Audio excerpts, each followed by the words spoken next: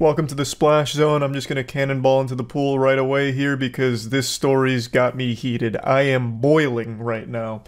On YouTube, there is one unforgivable sin, an unwritten rule that every creator and user is aware of.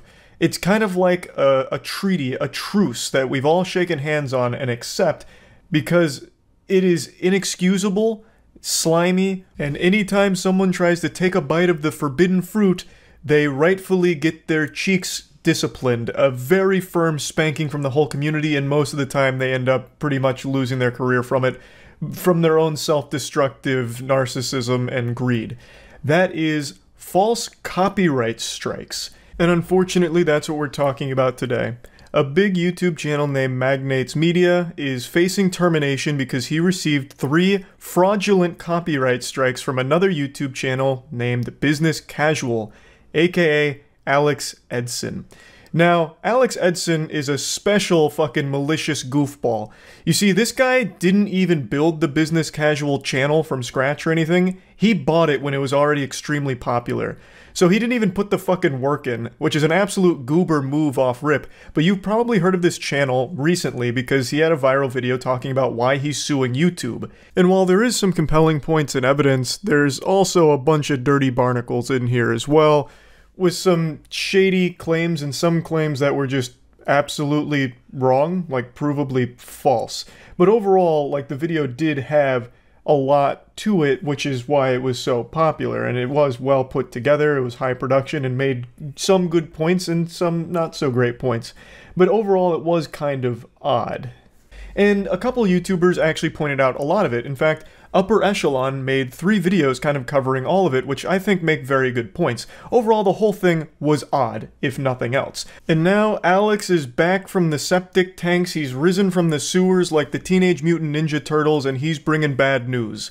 He's striking down Magnates Media with what I and anyone with a functioning cerebral cortex will classify as blatant abuse of the copyright systems. So, he's issued 3 strikes to Magnates Media, which sets his channel up for termination in the coming days. He's already received a notice that his channel will be taken down because of these strikes from Business Casual. Let me just lay down the brass tacks here with the level of lunacy we're dealing with these claims. So, Business Casual is basically taking away Magnates Media's entire livelihood because he believes that some of his content looked similar to his based on an editing technique called parallax editing. So he struck him 3 times for 3 separate videos. The total content time of those 3 videos is over an hour and a half long. And of those 3 videos, in total, 10 seconds, roughly 10 seconds worth of footage, Alex is saying belonged to him. So in one of the videos, it is actually just a single image that lasts for like 3 seconds, and he's saying that he stole it directly from his video because the parallax editing technique was a dead giveaway. But Magnates Media has proven beyond a shadow of doubt that not only is that image a public domain image, because they were covering a similar topic, so of course they're going to have similar images because it's a fucking public domain image. So he proved it's a public domain image and that the parallax editing technique was done by his editor. And he has like a 16-minute video showcasing his editor doing the editing on that photo to prove he didn't take it from Business Casual. And they don't even look similar in any of these cases, but this is how outrageous Alex Edson's claims are. In total, about 10 seconds he has a problem with, saying that it looks similar to his work, thus it must have been stolen, and he has a right to terminate this channel. And Magnates Media channel will be terminated because of these 3 strikes as of right now. He's already received the notice that it's coming. It's right around the corner. That is fucking frightening and just downright evil from Business Casual. Upper Echelon made an incredible video going over this entire subject from top to bottom, inside and out. I highly recommend checking out that video. I'm going to put a link to it in the description. He does an amazing job breaking it all down thoroughly, as well as some other incredibly fucked up things Alex has done. If you read the other provisions of the DMCA Safe Harbor, Section 512, it's clear that Congress did not want parties to have to sue to enforce their rights. So while it may be that the system could be gamed on the other side, that's how Congress intended it to be. End quote. That right there is Business Casual arguing that simply because he filed some strikes, it therefore means that YouTube needs to terminate the entire channel without him proving anything in a court of law. That's what we just read, and that appears to be precisely what he's doing now to a channel named Magnates Media. What he was reading there comes from a completely different case, but just hearing that is beyond alarming. That is fucking chaos. That is the opening of Pandora's box in the worst way imaginable. So Alex Edson is an actual villain, and what he's doing here is completely unjustifiable. This is beyond fucking tragic. There's absolutely no argument he nor anyone could make on his behalf that would justify him taking down an entire channel, ruining the entire career and livelihood of that creator based on similarity of public domain images. Now, they made videos on similar topics, obviously. They did do that, but there's nothing wrong with that. It's not like Alex owns that whole topic or anything. And Alex even made a bold claim that Magnates Media stole his scripts from his videos, which is so laughably delusional. I imagine he was twirling his little evil mustache when he made that claim, because Business Casual's videos on the same content as Magnate Media is like 19 minutes, 20 minutes long sometimes. Magnates Media coverage is like 50 plus minutes long. So Magnates Media does a much more thorough breakdown and deep dive on everything than Business Casual, so how the fuck would he have stolen any of the scripts? But even still, Magnates Media played ball with it. He tap danced with the claims and still proved his innocence by showing all of the timestamps of the editing done to his script from fucking start to finish. Alex tried to claim that he stole his scripts and plugged it into ChatGPT to generate a somewhat different script while still maintaining his video's DNA. He doesn't even know what the fuck he's talking about. He's just using random buzzwords in his stupid little smooth brain. That's so laughable. What a fucking joke of a person. And it's sickening to see him do this to someone he views as competition. That's the only explanation I can think of for why he'd even target this channel. There is absolutely no justification or argument someone can make that would convince me that what Alex is doing here is just, and he has a right to do so. If there really was an issue where he felt like these images were stolen, like, oh, you took this image that my editor worked hard on editing, he could have reached out to Magnates Media. And Magnates Media has said multiple times on Twitter that he has tried to reach out to Alex himself to try and resolve this whole situation amicably. But Alex isn't responding. He's giving the cold shoulder, fucking full radio silence. But you could have reached out and said, hey, can you remove that, or some other different solution that doesn't involve striking. That is the nuclear option. That is the harshest punishment that you can dish out. And it's highly unnecessary here when all of the offending content that you believe is too similar to yours only accounts for 10 seconds out of over an hour and a half worth of content. That makes no sense. It's fucking ridiculous, and it's shameful. It is beyond shameful. Another YouTuber made a great video covering this situation as well, which I'll link in the description too, and he leads to a bigger conversation to be had about what this could mean for the entire platform going forward, as well as he talks about something that I think is important we mention as well, that if Magnates Media tries to push back and defend himself, fight back against Alex Edson legally, Alex Edson may very well just turn around and sue him. He has shown he is more than willing to do that, and it just seems like he is vaguely alluding to the fact that he would be open to doing that against Magnates Media should he try and defend himself against his claims here. So, just an actual piece of shit. Now, what Scott highlights and something that I'd also like to talk about is what it could mean for the whole platform should this behavior continue. It would mean that if you, let's say, are doing a, video essay on a topic that another channel has covered, you might be at risk of them striking your channel down because you used the same image they used. You were covering the same topic and you may have used the same image, and maybe you just used very standard editing techniques like, TV static effect, or a very common one you see in all video essays these days are the crumpled paper backgrounds. A lot of video essays today use the crumpled paper background. I think you know exactly what I'm talking about.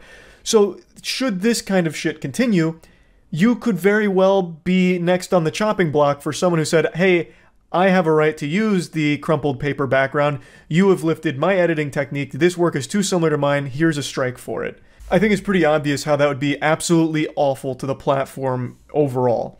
So really the whole thing is terrible. This whole situation is really bad for YouTube entirely. I've only scratched the very tip of this iceberg with how disgusting this whole situation is, so I do encourage you once again to watch the Upper Echelon video as well as Scott Schaefer's video. Mudahar also just posted something about it, and all three of them are far more knowledgeable on all of the nuance to this subject than I am. I just wanted to give a general overview of everything, and I'll just quickly try and cover my own ass before Alex Edson tries to stick his tongue in it. I'm just giving my opinion on everything. I'm not a lawyer. I didn't pass the bar. I can't say for sure if these are fraudulent claims or if it's an alleged abuse of the copyright system. I'm just giving my dumb, stupid caveman brain opinion on it and saying that I think you suck, Alex. I think you are a revolting, stinky piece of dog shit that not even the flies want to be around. That's all. I'm just here to kind of make fun of you and point out a problem here with your behavior. So yeah, here's hoping Magnets Media doesn't lose his channel from all of this absolute mumbo jumbo. That would be extremely upsetting to see. Hoping for the best for him and his channel and a good outcome from this whole situation here. That's really about it. So yeah. Over the last couple weeks, I've made a lot of content on internet controversies. I've kept my finger on the pulse of any type of online drama. Just been this adventurous little greasy goblin that's been glued to internet drama. And honestly, at this point, it's reaching like an addiction status. Kind of like a heroin addict fishing used needles out of a dumpster to get their fix. But in my case, the drug is something much harder than heroin. It's drama. It's like this crucial nutrient that my body's been craving, like a newborn baby lashing out for his mom to pop a tit out for milk to suckle. I'm getting carried away and it's getting weird. Point is, I've made a lot of content on this stuff and I wanted to do a video today to follow up with some of the bigger stories that I've covered that at the time didn't have any closure. But now that the drama anime arc is starting to wind down a little bit, we're starting to reach the season finale to a lot of these things. So I'd like to give you where all of this is at, because a lot of it has very happy endings so far. Not all of it, but some of it. So let's just go ahead and get into it now. The first one I want to talk about is that massive Twitch injury, which I've made 2 videos on now because I find it to be a truly heinous situation. I'll give you the quick breakdown. Streamer by the name of Adriana Chechik went to TwitchCon at the Lenovo Intel booth where they had a foam pit and like gladiatorial combat thing where you push people off a pedestal into the foam pit. Unfortunately, it doesn't seem that the pit was set up properly and resulted in just a death trap. It actually just kind of feels like something out of Wile E. Coyote's playbook here where he paints like a tunnel on a rock hoping the Roadrunner will hit it. That's what they did with this foam pit. It was basically just a fake. It was like an illusion of cushioning. It seems like there was only 2 layers of foam blocks, so what ended up happening is a lot of people would fall in and get injured. Unfortunately, the worst injury was a life-changing one suffered by Adriana Chechik. She jumped into the foam pit and broke her back in 2 different places, which of course needed multiple surgeries, all of which she's had now, including bone fusions. She had to like relearn to walk. It's been a wild journey for sure, but it seems she's making a solid recovery. She even had her first stream since this incident today. So I'll show you a quick clip from that. Breath, if you can't tell, I'm already out of breath. I get out of breath holding my phone, everything. But they did an amazing job. The stitches were inside because I'm a model. So I was like, can you do anything to hide the stitches? So the scar doesn't look, and I'm growing my armpit hair out, so don't judge me. But the scar looks really... So yeah, she's able to stand now. She even streamed for a little while, and it just looks like she's making a much quicker recovery than pretty much anyone expected, myself included. Back injuries are notorious for being lifelong, like chronic pain situations. I had like a slight boo-boo to my L4 at one point, and that shit lasted months. So I can only imagine like what this is going to look like for the future for her, but it really does seem like she's making a great recovery. A lot of people have been wondering if she's going to sue Twitch or Lenovo or Intel or anyone responsible for the injury, and unfortunately there's no new information there. I have to imagine she's at least considering it due to how expensive all of the medical treatments have been so far, as well as how much there's going to be down the line as well. So I guess we'll just have to wait and see there. But she did also reveal something super sad that resulted from this injury, even outside of the injury itself. And I'm just going to let this clip play. And then also, like, I don't care, everyone's going to know, but I was pregnant. And I didn't find out until I was in the hospital. So I also have like crazy hormones. I'm not pregnant anymore because of the surgery. I couldn't keep it. But my hormones are just also through the fucking roof because of that. Yeah, just a super sad development in that story there, unfortunately. Not much more can be said about the damage that's been done from the TwitchCon foam pit here. That has just been a true disaster. And anyone that went to the foam pit and survived should feel blessed, because goddamn. Now, not every story I want to follow up on today is Twitch-based, but this next one is. This is the Amaranth situation. This one seems to be having a happy conclusion.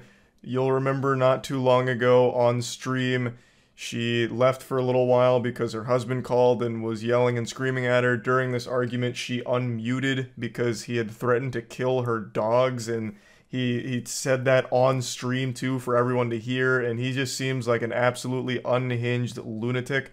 Comes across very abusive. Amaranth then just had this whole phone call on stream, and a lot came out about how awful her husband is to her. She then shows some of the damage to the house that he's caused in his fits of rage. Just a terrible situation all around. So it seemed like Amaranth was a victim of abuse, and everyone was wondering, well, is she going to leave him and what's going to happen next? And fast forward to today, it does seem like she has gotten out of that situation. She seems to be in a safer position now and seems to be a lot happier. She's doing streams where she's like hanging out with horses, doing what she wants to do, and overall just a pretty positive outcome so far. So yeah, that's the update there. The next story I want to follow up on is actually extremely wacky. It's a fishing cheating scandal. A professional tournament for fishing recently fell victim to absolutely deplorable behaviors from some competitors who disgraced the sanctity of the sport. They cheated by stuffing their fish with like lead balls in order to increase their weight. So what ended up happening is they swindled this tournament out of money, because in fishing, the more your fish weighs, the better you are in the standings. That's what you're being scored on. So they'd take their fish and they'd stuff it with the lead weights to make it weigh more, but they must have flown too close to the sun with this method, because eventually they checked and they cut the fish open and found the lead weights and caught them red-handed. You know, they noticed that this fish weighed a lot more than it appeared. You know, the fish is like the size of my fist, but it weighed like fucking 15 pounds. That fish must have been made out of goddamn tungsten.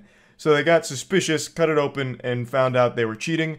And they could have been cheating for far longer than this tournament. There's really no telling just how much they've actually cheated and how much they've scammed out of these tournaments. It could be like hundreds of thousands of dollars. And they get like boats for prizes sometimes too. Like, they could have made a pretty penny off of all of this cheating up until now. And now they're facing felony charges to which they're pleading not guilty. So Jacob and Chase are now being indicted by a grand jury on felonies of cheating, attempted grand theft, and possessing criminal tools, as well as a misdemeanor of unlawful ownership of wild animals. Getting a little more information on that, the unlawful ownership of wild animals refers to the raw fillets they had on their boat, which they were also stuffing the fish with, I believe, in order to increase their weight. So yeah, they stuffed these fish like a Christmas stocking. They fucking stuffed it like a Thanksgiving turkey. And now they're getting slapped around with some pretty serious charges that carry some potentially hefty results here. So these repercussions could be huge. We don't know how the trial is going to play out, but I thought this was a pretty interesting update to this story. Now the next one I want to follow up on is kind of similar in this regard, because it involves some people getting charged with some felonies. I made a video talking about that teacher that went around at like an elementary school and started scaring the 4-year-olds or 5-year-olds, however old the kids were, they're toddlers. She put on a mask and went around yelling and screaming in their face and shaking them around. It's a pretty cruel and disturbing thing to do, because she'd just go around classroom to classroom, shaking, yelling, and screaming in the kids' faces. The kids are crying their eyes out. At one point, one of the kids tries to run away in fear, but the teacher picks him up, yelling and screaming, and sets him down again and starts yelling and screaming at him again. It's pretty rough. And now, 4 of those people that were involved in this incident are being charged with felony child abuse, as well as 1 other participant being charged with a misdemeanor. Now, I did see some people arguing that this charge is a bit harsh for the teachers here.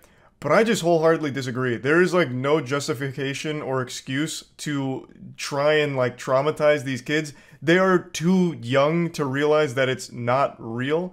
They were screaming and crying and being shaken around by a scary person yelling and screaming at them. Also, it seems like it was even used as a disciplinary action because at one point the lady in the mask was asking who's been like naughty in the classroom, and then she'd target that kid specifically and yell and scream at them real loud. So I don't see how this is anything beyond just completely fucked up and cruel.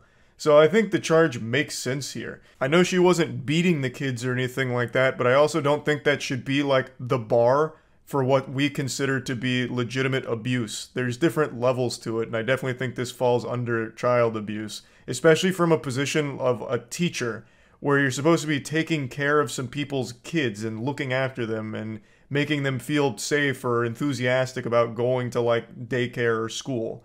Now they're just going to be fucking frightened to go back. Now moving on to the last thing I'd like to give an update to. This is about the story of that woman who shot and skinned a husky and started posting pictures bragging about it on Facebook.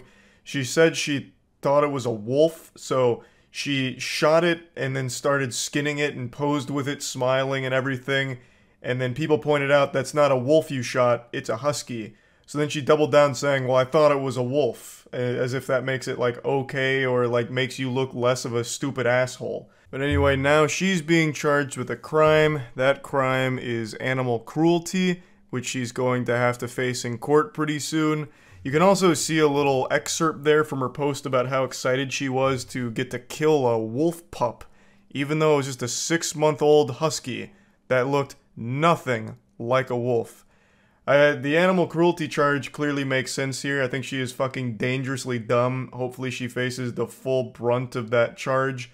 And yeah, I just wanted to give like this full, you know, wrap up on where all of these stories I've covered recently are currently.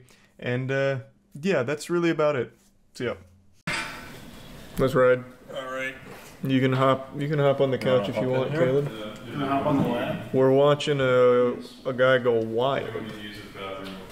I have a challenge for all of you. Go to every computer in your house. Your How mom, did I get an dad, ad? your sister, your brother's computer, and install. I love you, Mr. Beast, but I'm skipping Hi, that ad. everyone. I'm the act attorney here. What a pleasure it is to meet all of you today. I am so thrilled and excited. Never gonna be doing something like that again. You guys literally sound like abuse victims, right? So I would say this game is for somebody they have no family, no friends, no life. I'm not sorry. I don't like Elden Ring players. They're nasty people. The players are losers. And you want to literally just start rolling with all these claims and accusations. I'm sure he'll cover it, but I'll still give you like a brief overview. So this all started because this guy made a video saying like Elden Ring sucks or something, and he hates everyone that plays Elden Ring. So Actman made a video about like the worst take in Elden Ring. Yeah. And this guy got so offended he like copyright struck him or tried to like abuse copyright, and it didn't work, and he went on like some kind of like crazy religious meltdown and made like thousands of fucking posts. It was wild. Look at what you're doing. God, this editing is next level. Whoa. Don't cry for me. I'm already dead. Maybe that's why you don't have a ring on your finger. Maybe that's why your kids aren't around you. Because maybe there's something wrong with you. At the end of the day, go kill yourself. Because maybe there's something wrong with you. The game that's not for everyone isn't the game that should be hated. Maybe there's something wrong with you. Maybe there's something wrong with you. Something wrong with you. Maybe there's something. Whoa, hold on. Too fast. Maybe there's We're something wrong blasting with right you. through the lore. Maybe there's. You literally, man, this guy really does say literally a lot, even when texting. You literally stole my video footage with an illegal video downloader. Bro, I guarantee you just used OBS to screen record it. Take this video down and remake it with all the stolen footage and without my likeness in your thumbnail. I own the sole copyright to the Quantum TV brand and all its imagery assets. Failure to remove the stolen content will result in a takedown. I've already formally filed against you, but don't want to copyright strike you. I just want my assets removed, so I'm giving you a heads up. I don't mind criticism, just don't go stealing videos from my channel. That isn't going to fly. It's a violation of YouTube terms of service to use third-party software to acquire someone's videos, and you're risking your channel with stunts like this. Only warning, man. Only a warning. Damn. Well, this guy's going in. This guy's like literally fucking butts right now with copyright. What a douche can you? Wrong with you. Maybe there's something wrong with you. That's fine, it wasn't. Yeah, it was Facebook. I show you just how deep the rabbit hole goes. Court is now in session. A false copyright strike and takedown request was recently filed against my channel. Take a guess by who? Nat Haas. Nope. Derek Savage. Nope. Quantum TV. You guys want to have your fun with Quantum TV? Have your fun at this point. I mean, I'm kind of amused by this. I'm not gonna lie. So you think it's funny? What is his name here? The Act Man? Never heard of you. And we're going to go over your so-called hot takes, which contains a lot of stolen footage. Kind of slaps. Which, by the way, I'll look into my options around getting that taken down. Any further attempts to falsely copyright strike my channel will be met with a counter lawsuit in which I will clean you out. When you start talking fair use, you are... That's pretty hardline stance. You're telling the copyright... And I like his odds. Fuck you. Mudahar made a great video summing up the ramifications and what is actually at stake. Again, once you file this claim, somebody else can counterclaim you, and then it becomes a legal issue. If it turns out that you're actually abusing this for your own benefit... I am curious, do you think a case has ever actually gone to court, though, for delegation? I feel like it never does, even if you do counter. Either. Like, they say it's supposed to be a legal matter, but it almost never is. It's usually just like, oh, I got countered. Yeah. I'll just counter again. Yeah. And then you counter again, and again, and again, through YouTube. Oh, yeah, I guess H3H3's did. That's true. But his was off-platform. Like, after the strike, he immediately went to court, I think. Well, yeah, that's all it says when you counter. It doesn't... It's not like YouTube hosts it. It tells you, your next step is to file a claim. Do you remember... We can share the story now, right? Like, the statute of limitations is probably expired? Yeah, I think we're good. This fucking guy... You may remember a long time ago on my channel, I had a video making fun of the Pizza Hut training video from the 80s. One fucking dude, he was a cameraman who filmed that, took down the video and threatened legal action because he said he had the rights to everything Pizza Hut related to that fucking video because he held the camera. That was literally like my first week that I worked with you. Yep. And you were like, hey, can you handle this guy? And he was like 95 years old. Oh my, the dude, he had a website that was straight GeoCities. Oh yeah. What was, it was straight up Zynga, like that old school, like neon lines running across it. It was so bad. God, that guy was an absolute nightmare. I immediately just folded. I was like, bro, I will just take down the video. Just get rid of this. It wasn't worth it. Yeah, just get rid of the strike. I'll take the video down. He's like, nope. Nope, I will not do that. Stupid. We should put the video back up and take him to court if he tries to do it again. Yeah, fuck that guy. He doesn't own Pizza Hut. He held a camera. He cannot prove that that's his. He is pretending to be the owner of the Pizza Hut footage just because he was one of the camera guys. Yeah, we're not scared anymore. We were new back then. Yeah. We'll take him all the way. I was just too green. Yep. Now I'm willing to meet him in court. Law, okay? That includes fair use dealings, fair use law. If you were to take this video to a fucking courtroom, Thanks for resub notorious. Hey, Jubilee refugees. Okay? Sorry to hear X is watching Jubilee. You know, normally reacting or commentating on someone else's video as part of a critique falls under fair use. And generally speaking, pretty much it's a meme on Twitch. So XQC will watch Jubilee and the chat fucking hates it. So when he watched Jubilee, some viewers will just like leave. They'll just go somewhere else. They call them Jubilee refugees. It's fucking great. It's like XQC's version of raiding. So he doesn't do like an official raid, but he'll turn on Jubilee and he'll just like disperse viewers all over the platform. That's like a reverse spirit bomb. Yeah, it's so cute. It's so sweet. I think he does it on purpose, just being a nice guy. Some people might ask, well, why are you making this video? Why are you giving him exposure? I understand your concerns, but this affects the entire YouTube platform. By the way, he's not gaining much of a following or viewership from all of this controversy. I know, he's kind of popping off.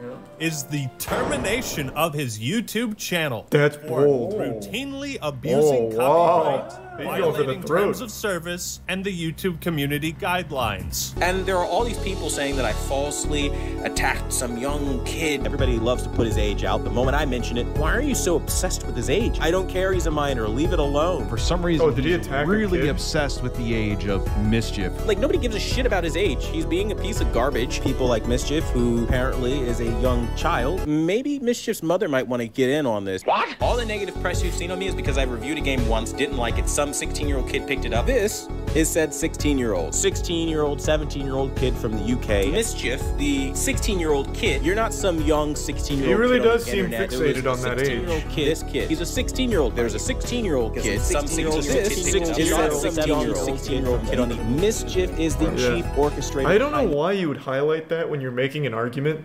Just to keep bringing up that they're 16, You're like bullying a 16-year-old. Like if I was to fight someone, I would only fight a child, like a 12-year-old, and I would likely win. But I would never say I beat a child. I'd be like, I went to war. Won a fight. I won a fight. I'm an undefeated fighter, 1-0. Yeah, how old was that other fighter? We don't like. No one needs to ask. Yeah. Like I would never bring that up willingly. All you need to know is he had fists too. Two of them, might I add. There were two of them.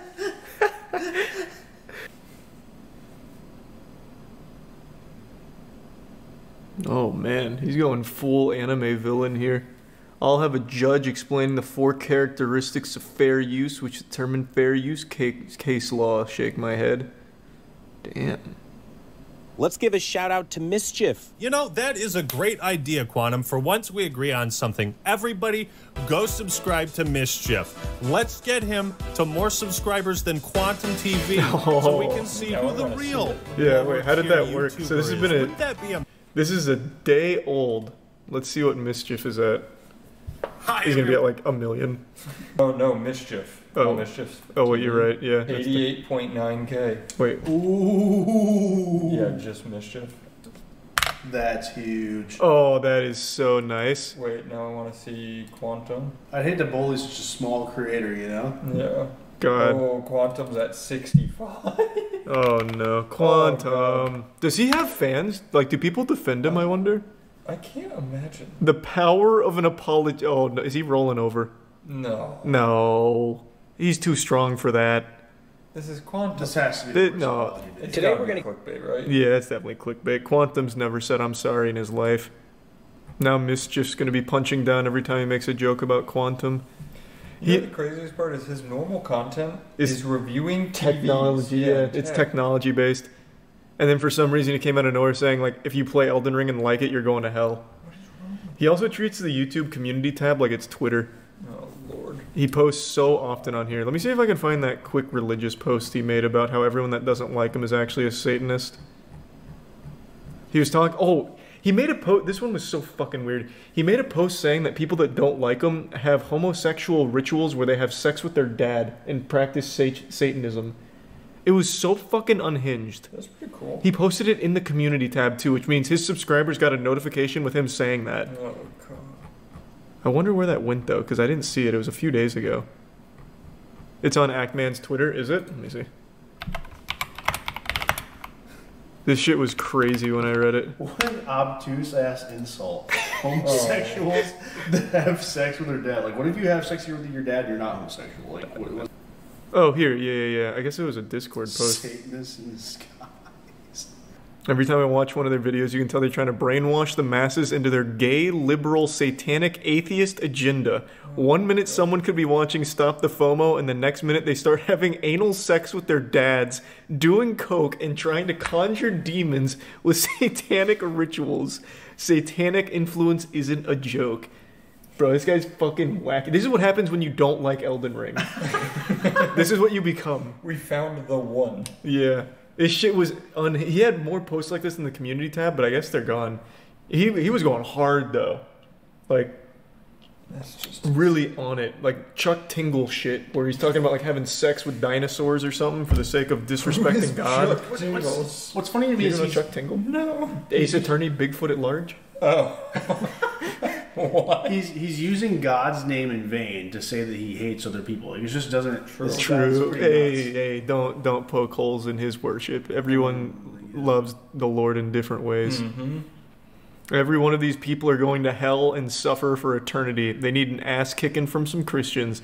Also, all the troll comments from satanic atheists are getting banned. All the satanic, gay, atheist people accusing me of being a coward for deleting my video, I only had to delete them because of YouTubers' gay agenda instead of people getting upset at me. Why don't they just let me be? Oh my god, this shit is so fucking crazy. So he's extremely unhinged. Yeah, this guy was reviewing TVs just 1 week ago. Can you believe that? So you're saying because I fuck my dad, his channel's going down? Because they're all heterophobic, anti-Christian pieces of shit. I don't want to participate in the anal sex the liberal people tell me to. I love to imagine, like, every day there's people knocking on his door trying to, like, bargain anal sex, just trying to convince him.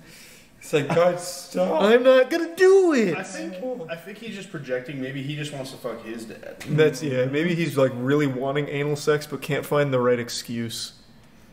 Of YouTube. Isn't it funny when people try to call you a bigot and a homophobe when they're literally exactly what they're trying to accuse you of being? Look at you. Literally look at what you're doing. It's rich watching you try to paint me as some sort of bigot, as you literally are one. He put up very, very hateful things towards the LGBTQ community, and I'm not just talking mean words. He actually wished death on them. Wishing death upon someone is another story. I seriously question your sanity. Thanks for some This is what Quantum TV wrote back. Hey, Chase. They deserve it. The world is better off without them forcing their lifestyle on it. These are your accounts that you had linked on your this guy's YouTube. really... He's going wacky. He's posting cringe on main. For them? Yeah. Well, case closed. Mr. TV, he's innocent. Would you please read the words on your channel banner? The #1 brand in honesty. Well, it should say the #1 brand in lies. Take that! If your accounts were hacked and compromised, then why were these horrible offensive things left on your account after you regained control of it? Why is there no history or post we can refer to of you mentioning the hack back in 2018?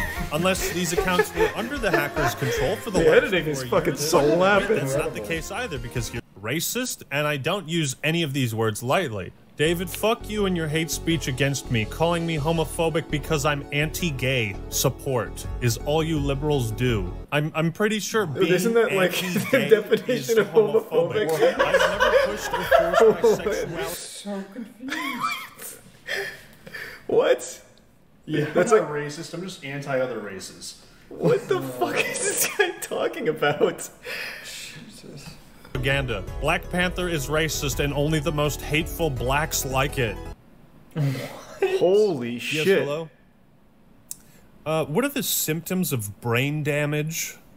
Place for anybody else, okay? There is one thing no community on YouTube I watched Pound is a today. copyright We all did. abuser. I don't care about your opinion, dude. I care about the fact that you're nuts and you're toxic to this community. Yeah, this is like the Jussie Smollett of fucking YouTube. 100%. That's the perfect description. Here's your funeral. I suggest you make peace with whatever content you wish to publish on your channel before you see this screen again. And Quantum, I hope it gonna goes to see court. it again. I may not be able to offer think that'd a be cure great. for narcissism, but hopefully by shattering this Imagine the false judge loves reality Elden and Ring. sense of yourself, then perhaps maybe Oh, that whatever would be huge. spell you're under, you will wake up from it. It's such a Ask him shame. if he wants to, And I was planning on asking you about this new plead TV I was insanity. interested in. Oh, I thought that was saying it already happened. No. Wait, the video wasn't published yet. Damn. What a thorough deep dive. Deep down, everyone's as ugly as you. Jesus. So what was his video then with the apology thing? So what is this then if it's not like an actual video? It's just a podcast. Does he What's speak? going on, everybody? Welcome to the Quantum TV Podcast. So today we're going to talk about some things I've learned. Oh yes, that's right, ladies and gentlemen. This last month has been very entertaining, to say the least. I've learned quite a few things. For example, I've learned if you wake up on a Thursday afternoon, just, roll out of bed after using a bunch of slurs on Twitter, you can just hop online and apologize and everything goes away. Because you have a bright future ahead of you, or maybe you were a kid that is just having a bad day. Man, this guy Everybody's gonna talks in forgive like the most annoying fucking way. He talks as if he's giving like a presentation in He class. sounds like a really smarmy youth pastor. Yes, smarmy is a good word for it. Like very like smelling of his own Yep. farts kind of thing. 100%. Like I got a 15 on my ACTs, which was like above 50 percentile, so I feel good. Like he literally takes like a wine glass, he sips, he's like, "You smell the 4 legs, child?" I don't want to listen to 26 minutes of it. I'm assuming there's no apology. I couldn't fucking tell you. Today's breakfast of champions that I'll be feasting on is some cereal with L's. I got the biblical smackdown laid on me by a YouTuber and it's time to talk about it. This all started yesterday when I made the video, Are React Streamers Bad People? This was a response video to a 14-page document posted by a YouTuber, Dark Viper AU. And today Dark Viper made a response to that video and it started a war, a bloody battle between good and evil, heaven and hell, reactors versus Dark Viper and his community. And I wanted to wait to talk about it further until I could have a conversation directly with him. But I've been getting just a ton of messages from his community, and a lot of it's really nasty, horrible shit, so I figured it'd just be better to get ahead of it and hopefully have that conversation with him later. So I'd like to go through his response and talk about it piece by piece, but before really getting into it, as I mentioned in the beginning, I took a bit of an L+ ratio here. There was a lot of things that I got wrong. I've never been afraid to admit that. I've got like fucking 6 videos over the last 4 years where I just outright say, yep, this is what I got wrong, here's what it was. Almost seems like a humiliation fetish at this point, but of course I get things wrong. Everybody does. And I'm not afraid to admit it or die on a hill that is just outright incorrect. And Dark Viper points out things that I got wrong, for sure. But it wasn't this malicious misrepresentation of his document or his perspective that he hints that it might have been. Why would I even do that? As I mentioned, Dark Viper is a creator that I liked and respected. What the fuck would I gain from misrepresenting him, someone that I actively like? It'd make no fucking sense. Moist Critical knows that his video is going to reach far more people than will ever actually read that document. So he has free reign to misrepresent what's in it to 99.99999% of people. He didn't even have the courtesy to link the document so people could fact check him. Again, I wouldn't misrepresent his points on purpose because it's a guy that I liked. And before he made this video, many people misunderstood his points as well. It wasn't just me. You could go on his own subreddit when this was happening and people were like, yeah, this document was very confusing to me as a fan of Dark Viper. And as someone who liked him, it was confusing to me as well. And I thought I understood your points, but after watching this, I concede I didn't. Now on to the next point where he says I didn't even have the courtesy to link the document directly in the description.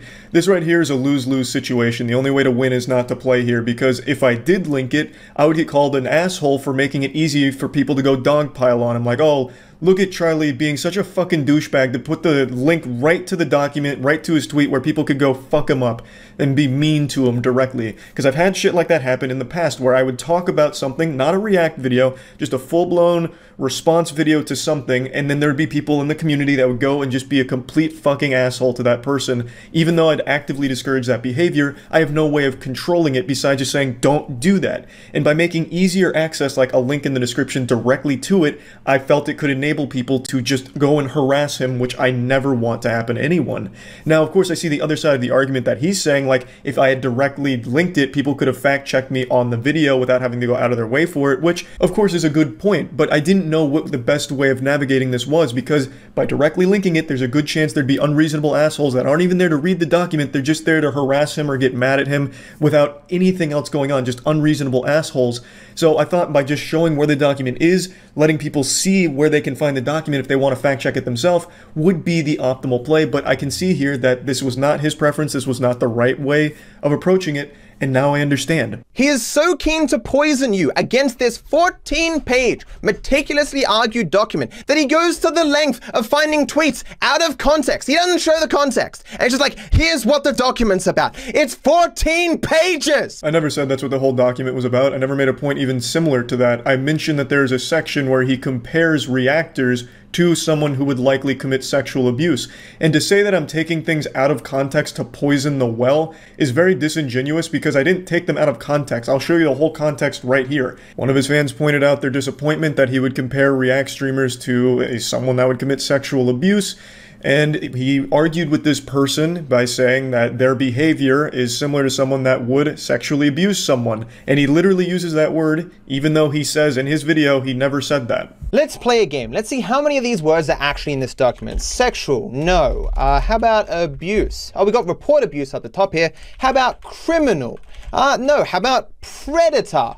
No, not that either. How about rapist? No. It's almost like Charlie is making shit up and I don't understand why. So while none of those words are explicitly used in the document, he does allude to them in that section, and when pointed out by a fan that it's kind of fucked up to compare React streaming to something that extreme, he then does outright say that people that live this certain way are the very sort of people that may sexually abuse someone. And just to give full context so no one thinks I'm hiding anything, he does continue to argue with another fan who was also disappointed in this statement, and he defends this by saying it's a hyperbole, it's supposed to be an exaggerated scenario, he's not trying to make them like equal or anything.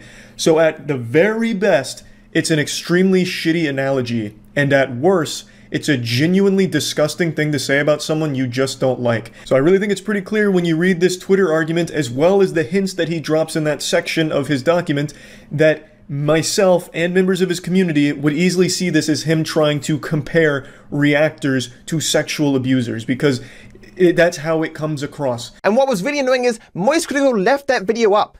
His entire video that I corrected is wrong, as Moist will now admit, but he left it up anyway. 1.3 million people did Moist Critical give false information to, and he did not give 2 fucks. Did not take the video down, did not submit a retraction, did not give people actual information. No, he, in the original case, made a 10-minute video rambling about stuff that is completely untrue. This was a really weird section of his video for me, and in his own words, poisoning of the well and defaming me, trying to make it look like I'm knowingly feeding people false information that's wrong, when that's not the case. You can easily disprove this part by just watching the video he made, reacting to and correcting my video on how much YouTubers make from short form content. The information I presented wasn't wrong. The information was incomplete. This crucial detail is missing from Charlie's video here, where he talks about how much YouTubers make on short form content. That crucial detail he's talking about is one that he also admits he didn't know about for the longest time either. He has far more experience here, so then learned that a video that is over 30 seconds and not a hashtag short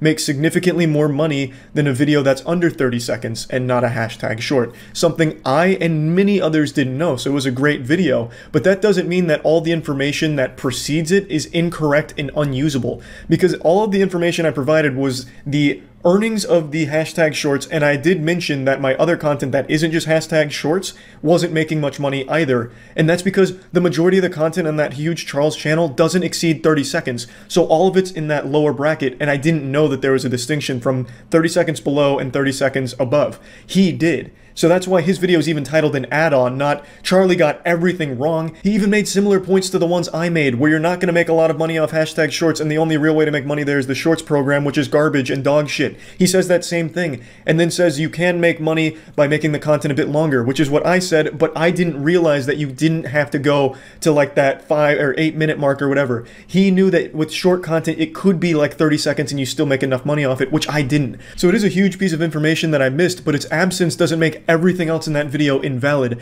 I still show that shorts aren't great for making money. They could help you grow, which I mentioned and he mentions, and the content that is sub 30 seconds and not a short doesn't make you much money, so you should be striving for longer content. I just thought it needed to be the 8 minute mark or something. He knew that it didn't need to. So the points still coincide, it's just he had more information on it, and I don't know why in his response video he's using it as some kind of point to make me look like just an awful fucking person, like this guy's so okay with everything being wrong he won't take this video down, even though I completely spread his fucking cheeks and spit in there with logic and facts where I proved everything was wrong in my video, which he didn't. His video is an add-on, as it is labeled in the title. At no point in that video he's like, Charlie got everything super wrong. Don't listen to any of it, it's all trash. It's an add-on that corrects a misunderstanding I had of how the system works, and I've thoroughly complimented that video on stream because it was super insightful. The reason I haven't taken that video down is because it is still useful information for people. So not only do I really heavily attack that idea that anyone can transform a 6-month work by pausing it every once in a while and going, ha,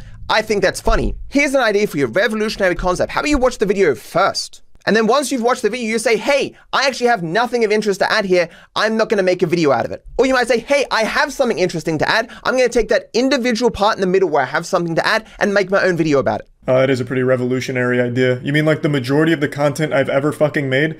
You know that I don't just do React shit. You know that. But you still portray me as that to your audience, as someone that has only ever reacted to full videos on stream, and portray me as someone that only sits there and says, ha ha, when you know that's just not the case. Now, we can argue on what's transformative and what's not, and that's also going to be an argument that needs to be had with the creator of the video that gets reacted to, because it's their content. You can't tell them what they should feel about it. However, I do fully concede that, sure, you can absolutely say there's no way of transforming a work that makes it wholly original if you're watching it in its entirety. I totally do understand that perspective, and now that Dark Viper has explained that perspective in this video, I understand it deeper now than I did from just reading the script. Which is why with this newfound understanding of this perspective, I will no longer be watching full YouTube videos on stream. I'd rather take suggestions for YouTube videos to watch, but not watch the whole thing on stream. I'd rather watch it, see if it's something I have anything to add to, and then turn it into perhaps a full video response, which is my normal content. Contrary to what Dark Viper kind of hints at, I'm not just a React streamer. It's a very small part of what I do. I do a lot of different things, and reacting to content on stream is a very small part of it. So from now on, YouTube nights on my Twitch streams, twitch.tv/moistcritical, feel free to stop in to put a few extra inches on your penis. From now on, those are going to look like people giving suggestions as they always have, and we'll maybe check them out for a little bit to see if it's anything that I can add value to, and if not, we're done. If there is, then we're still done, because it's going to be a video that I will then watch the rest of on my own if it is something that I can truly add something to and add more to for the content in order to branch off and talk more about it without showcasing the entire thing. It's worth noting that all of the React videos on my channel, even the React ones that he fucking hates, they don't show just the full video. They are still just the parts where I am reacting to it, making jokes about it or talking about it deeper, but I still do understand that that's still a large chunk of the video itself, so it is still pretty close to like almost the full runtime in some cases. So again, going forward, I won't just be rolling the dice hoping I can add to whatever video gets recommended on YouTube night. I will be maybe checking them for a little bit, and then if it's something that I can add to, I'll look at the rest on my own and maybe make content out of as a response to it, as opposed to real-time reaction, which has always been the majority of my content anyway. I think what really helped me understand this perspective wasn't Dark Viper's video, it was actually JXC's. They made a great video recently just going over the entire React ecosystem, just going over everything from the perspective of someone that had their video reacted to by multiple people, myself included. It's actually the video of the Bizarre House walkthrough, the one that I mentioned, was a very shameful moment for me, where it's a video I really liked but didn't react hard to. I'd already seen it and I just basically shared it with my community without adding anything to it, and they were upset with that, which I totally do get. And they made a video going over that whole situation and really helped put it in perspective for me to understand things better. Dark Viper more focuses on dunking, which in some cases he has every right to because I got things wrong, but JXC really painted the whole picture that put it all like in a really good perspective for me to get. Now there's one thing I'd like to quickly tackle, and it's an important thing that I talked about in my video of Dark Viper's media share history. On streams, he used to sometimes have his community donate money to play clips from other creators' videos without their consent that Dark Viper would react to on stream while playing Grand Theft Auto on the side. He would then take those reaction streams and post them on YouTube, which made money off of it. And to me, that was similar to everything he was criticizing the other React streamers for. However, in the very opening parts of his document, he does lay out the groundwork for his definition of React streaming, what it means to be a reactor, how it all works, and by all of those definitions, the groundwork, that doesn't apply because it's not the full videos that's being shared, it is clips from the videos, still without consent and all of that, but it is still not exactly in the same ballpark, and I realize now that it was a mistake for me to put my own bias here where I believed that it still fit under the React streaming, but since I'm talking about his 14-page document, I needed to play by his definition of React streamers, which I do understand now was a mistake on my part because that does not fit into the same category that he was criticizing, which was defined and laid out in the opening parts of the document. He says that I didn't include this because I wanted to undercut his points, but it's just simply not the case. Reactors can therefore only ever be the middlemen in these platforms, taking impressions from all other original content creators and giving a small amount back to other people. Reactors do not somehow manifest additional impressions. There is no free lunch in this industry. The impressions they give out are a portion of what they steal from other people. So this is where the cracks in what I understood start to show, because when reading the script, the ideas that he's explaining here don't convey super well to me and many others that read it. It's not just me, even though he's confused on how I ended up at this interpretation, even though this is how most people from what I saw in the comments and in his own subreddit interpreted what he was saying. It was very hard to discern the real meaning before he came in here and provided the context, but this is where things really fell apart in what I understood. What he's actually saying is the reactors occupy a lot of the impressions that are not infinite on the platform, and when those reactors are gone, those impressions will eventually make make their way back onto the platform in other places now that the React content is gone, not necessarily to small channels. I went into this document under the impression that the entire pillar of the argument was that without the React content, these smaller channels would be flourishing. All of those impressions that they're occupying in their absence would go to smaller channels specifically,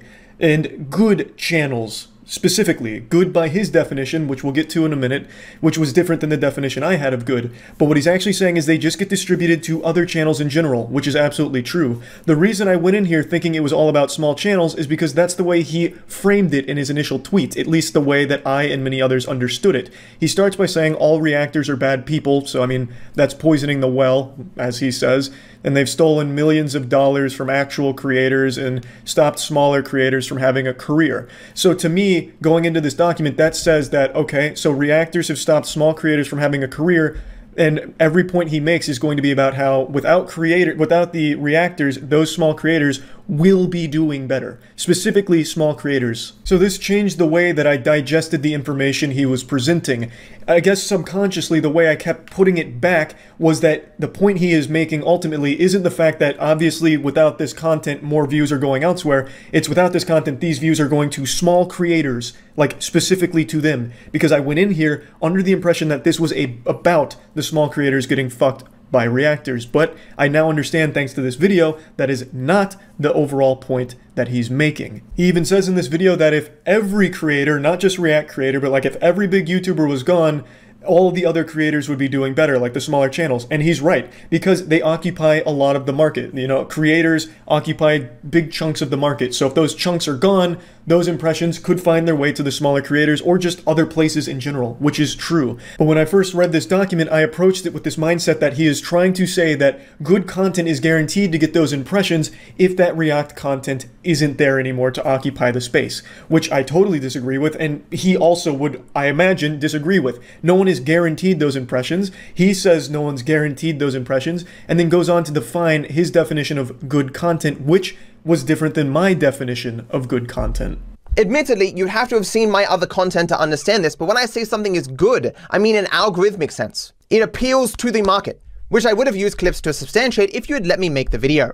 It is very possible to make high-quality content that no one wants to watch, or to present it very poorly in regards to thumbnails and titles. But I consider thumbnails and titles to be a part of the package. Good content is that in which can be picked up by the algorithm. I didn't wait for his video to be made because his community had already started emailing me and sending me messages about being compared to a sexual abuser. So obviously I went to look at the document itself and respond to it because people kept emailing me about it from your community telling me some nasty shit. So that's why I didn't wait and talked about it now. But you're right, had I waited, you would have been able to more accurately get across this point than just on some words on a page. His definition of good is drastically different than mine. For me, as I said in my video, good content, I thought high quality production, a lot of work goes into it, very research topic, buttoned up, just a general overall good piece of content from a production, storytelling, whatever standpoint. His definition is all of that plus just being algorithmically viable, something that appeals to a large audience, something that can get picked up and spread around, good thumbnail, good everything. That is not how I worked under the impression of good content. He also states that there's a multitude of reasons why that high quality production that I considered good content may never go anywhere. He says that in his definition, good content that does all of these things right, that can get picked up by the algorithm, does the thumbnail perfectly, all of that, will eventually get exposure. And I am inclined to agree with that. Ludwig, in his video, also did prove that to a certain extent as well. If you have a deep understanding of what makes content algorithmically viable and make it something that can be picked up, you stand a good chance of naturally getting exposure without someone reacting to the content. That is a point that I do agree with him on. But it is not something that I could pick up from the pages here because the good content wasn't defined for me, so I imposed my own definition of it, which doesn't work here because no content is guaranteed impressions. Even content that is algorithmically viable, is good content by his definitions, is still not guaranteed impressions either, but it stands a much better chance of naturally getting that exposure. Again, it was just me not knowing what his definition of good content was that he was working under. Nowhere in this document do I use small creators anywhere. Anywhere!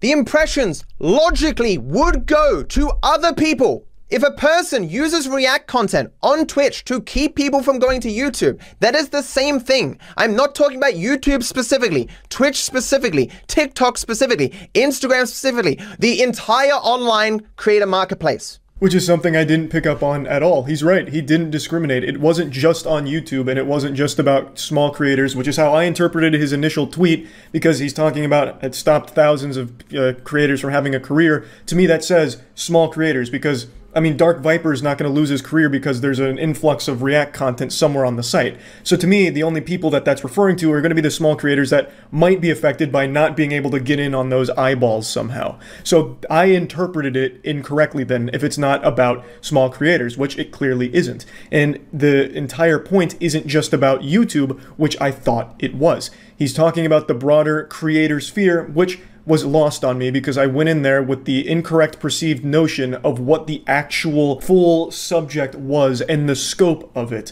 I focused too closely on what I thought his point was based on an extremely hostile opening statement on Twitter, as well as some rants in the comment section with his community. So I went in there incorrectly digesting the information, which, he's right, would have been an issue solved had I waited for the video. But again, why put these names in this script out there? You knew that your community would probably reach out to the people on there and tell them some crazy shit and say some horrible things, which is what got my attention to look at the document in the first place, and it seemed like something I needed to talk about right now because of how many people were bringing it to my attention, which I see was a mistake, and I should have waited for the video because then I would have actually understood past what was on this page. There's still a ton left in his video, but the point is still the same, that I misunderstood from the very get-go, and it changed my perspective of what he was actually saying.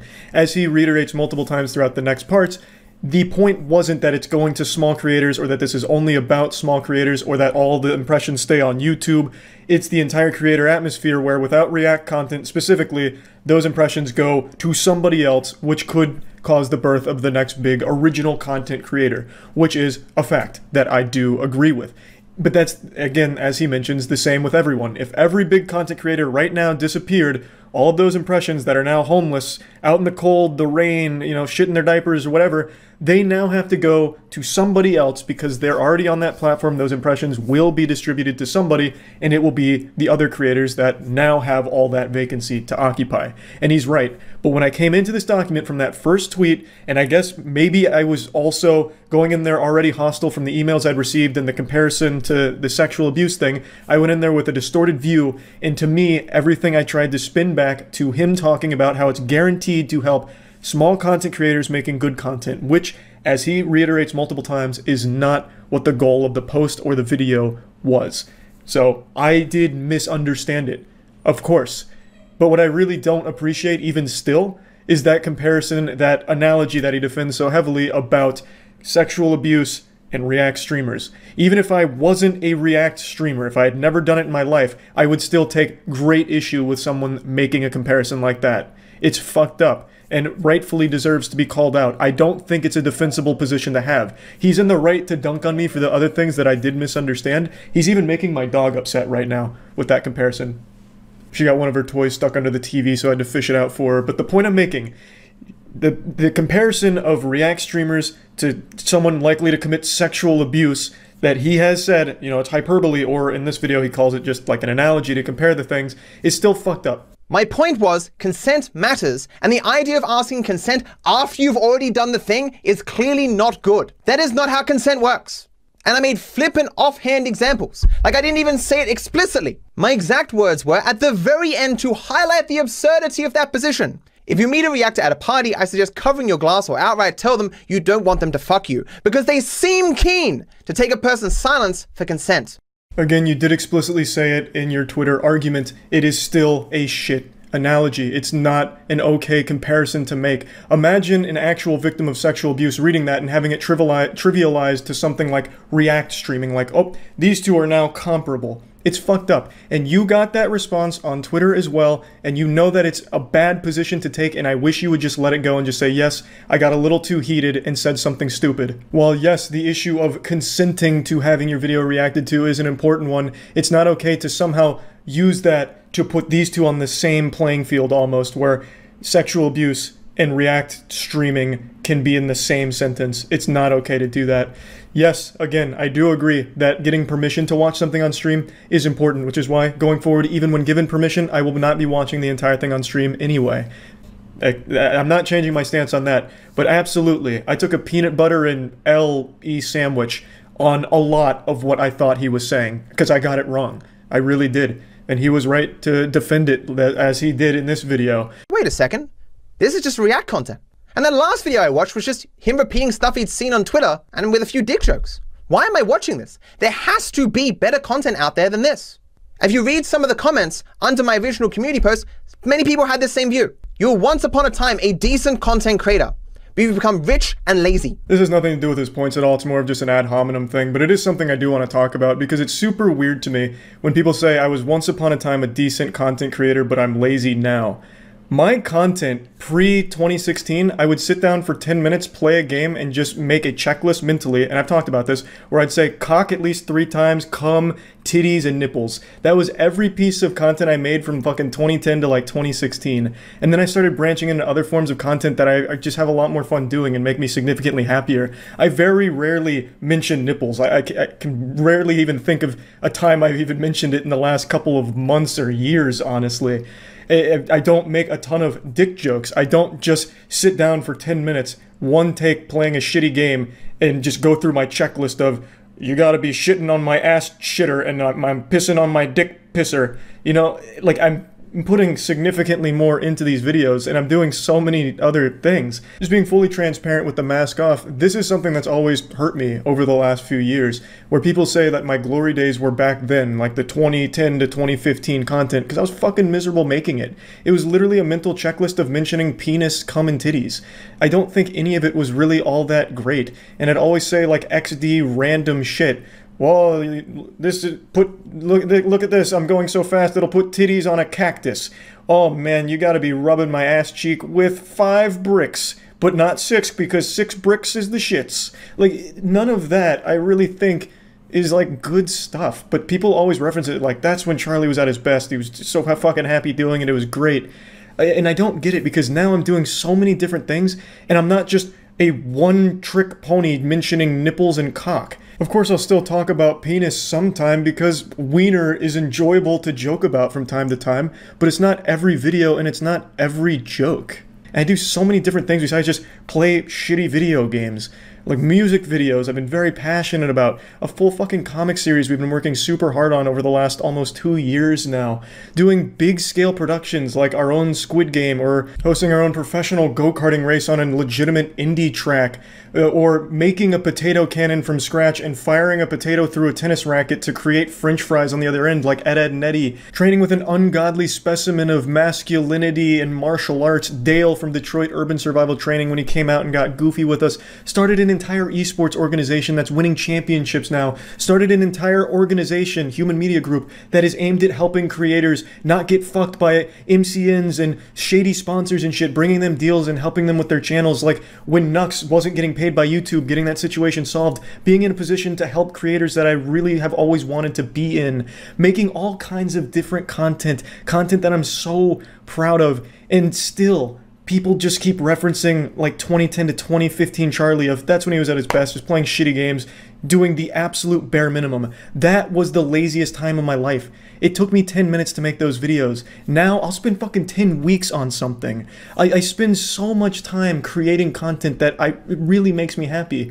And then of course sprinkled throughout there, I'll have times where it is React content. And yeah, like I've mentioned multiple times, it is effortless stuff, but it was content I had fun creating, and now I understand that it's not like the best form of content for everyone. So I'm going to change that and make it more the response content that I've always done, which is the more like specific points that I want to talk about and add value to the content and not just the entire piece itself. If you scrolled through my channel right now, you would see so much different content, so many different things. That's not just response, gaming, or podcast, moist meter. There's just so much there. So much shit, and it's all things that I'm much happier making and I'm having a lot of fun doing. So when someone like Dark Viper, who really only does one thing, which is play GTA, talk about GTA, speedrun GTA, and he's good at it, don't get me wrong, like I said, I enjoy him, but all he really does is commit to one thing, one area, and then rant.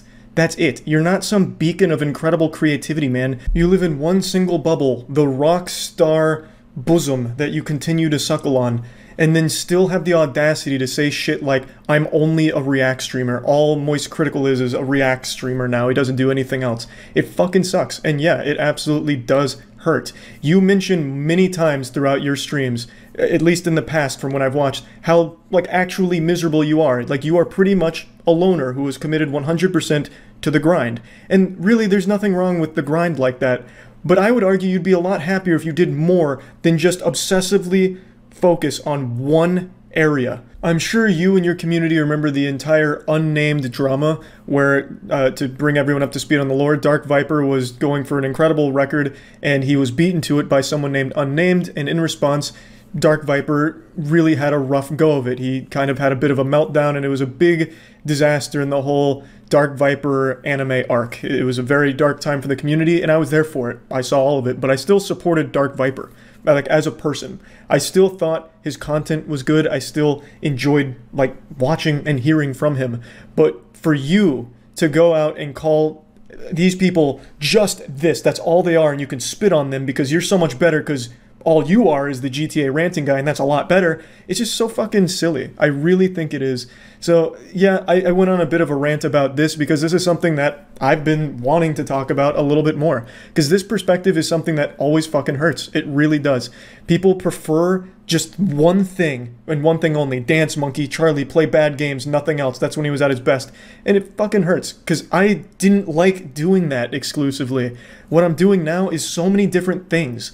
And for Dark Viper to keep portraying me as just one person, one guy doing this one thing, fucking sucks. So yeah, again, he had every right to dunk on me for the things I got wrong. Overall, I think this has been a pretty eye-opening experience, and I feel like I've learned a lot. Not all from Dark Viper. I think JXE did a really great job with it, to be honest. But yeah, it's something that I definitely wanted to talk about, and that's it. See ya.